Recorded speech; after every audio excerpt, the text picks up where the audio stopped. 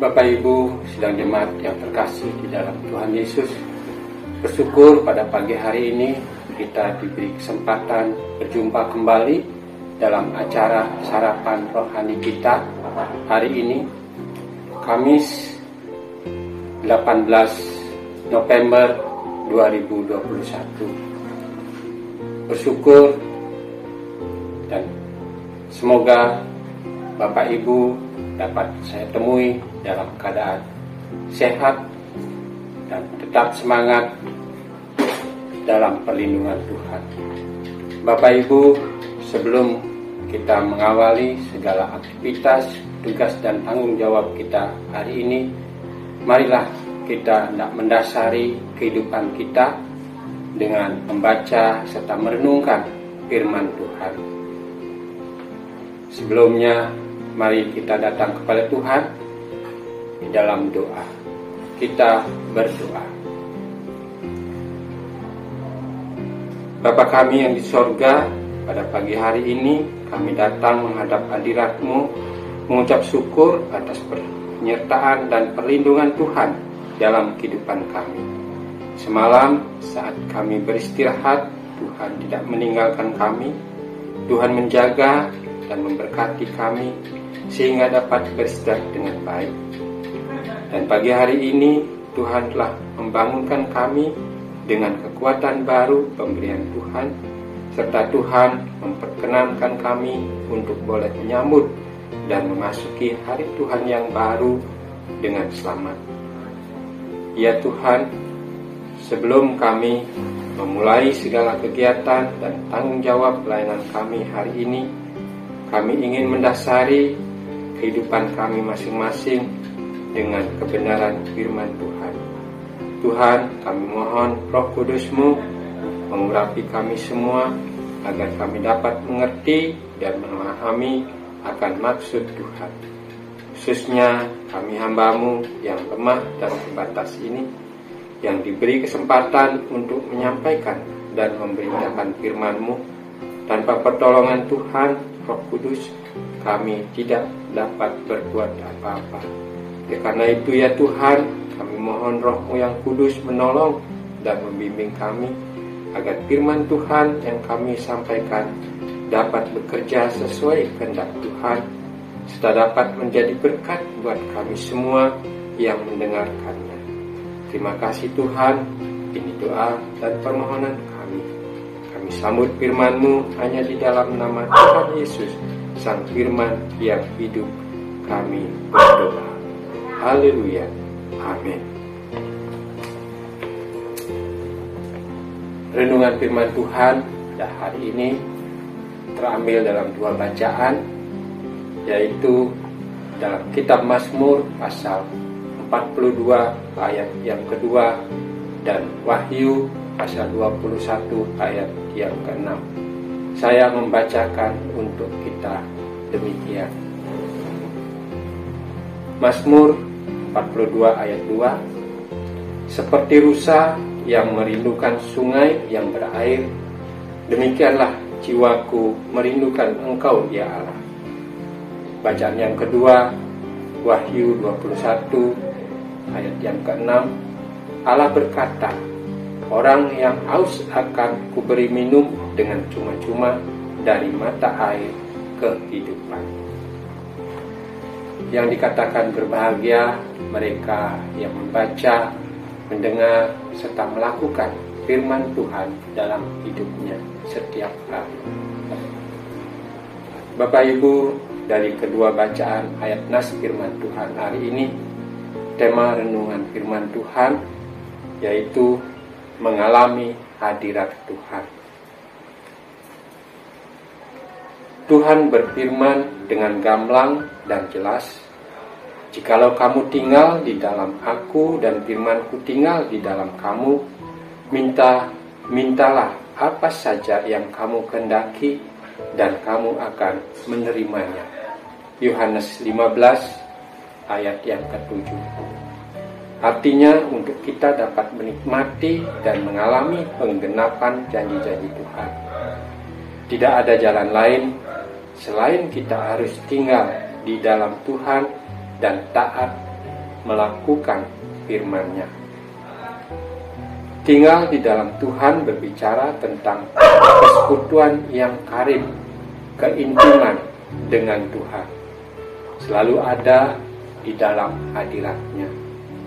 Pemazmur menyatakan Tuhan bergaul karib dengan orang yang takut akan Dia, dan perjanjiannya diberitahukannya kepada mereka.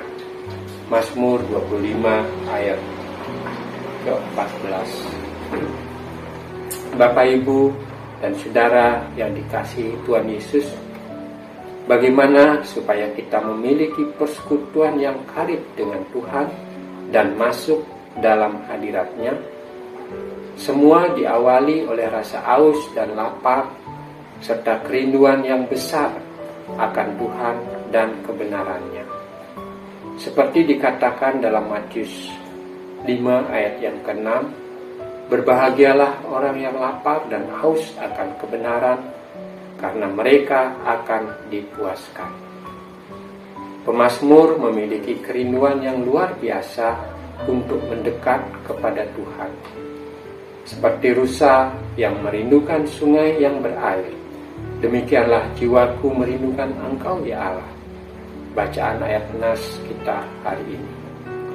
Besarnya rasa haus dan lapar itu digambarkan seperti seekor rusa yang sangat membutuhkan dan merindukan sungai yang berair. Demikian pula kerinduan Daud kepada Tuhan.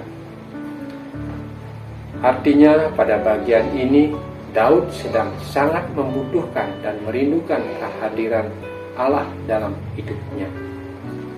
Karena bagi Daud, Tuhan adalah satu-satunya pribadi yang dapat memuaskan rasa haus dan lapar jiwanya. Satu-satunya sumber kekuatan dan perlindungan. Kerinduan dan rasa haus akan Allah adalah sesuatu yang terjadi karena adanya hubungan yang erat antara Daud dengan Tuhan. Sesuatu yang dapat dijelaskan dan diumpamakan seperti Daud dengan Tuhan. Seperti Daud mengumpamakannya dengan rusa yang merindukan sungai. Tapi penjelasan dan perumpamaan tersebut tidak akan dapat menangkap dan menjelaskan perasaan tersebut secara utuh, kecuali orang yang mendengarnya juga pernah merasakan hal yang sama secara langsung.